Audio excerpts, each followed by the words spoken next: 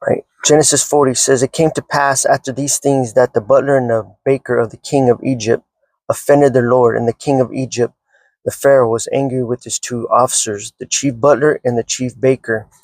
I want to point out, butler, if you look, is the cupbearer, right? So he brings the wine to the Pharaoh or the king, right? And the baker, what does he bake? Bakes wheat, right? Bakes bread, like, right? So when we think about it, we got the wine and the bread. So he put them in a custody in the house of the captain of the guard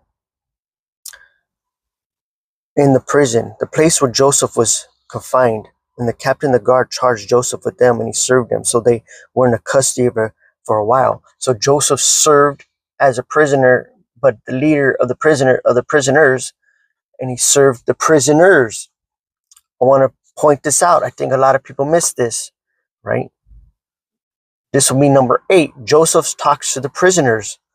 1 Peter 3:19 says that Jesus went to preach to the spirits in prison. That's such a powerful revelation right there, right? That Jesus was in the prison witnessing to the spirits, and Joseph was in the prison talking to prisoners. Joseph was in prison talking to prisoners, right? Then the butler and the baker, the king of Egypt, were confined in the prison and had a dream, both of them. Each man's dream is one in one night, and each man's dream with its own interpretation. And Joseph came to them in the morning and looked at them and saw that they were sad. So he asked the Pharaoh's officers who were with him in the custody of his Lord's house, saying, "Why do you look so sad today?"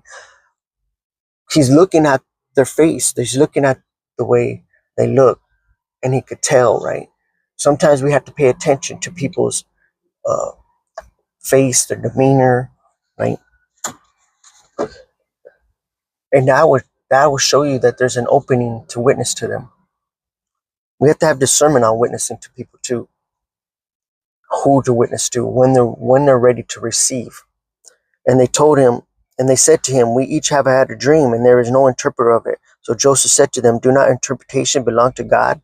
Tell them to me, please." And Jesus always glorifying the Father. If they belong to Father, don't, right? He's the mediator. Tell me, I'm the mediator, right? We go back to number 1, 1 Timothy 2:5. Joseph represents Jesus, the mediator between God and man.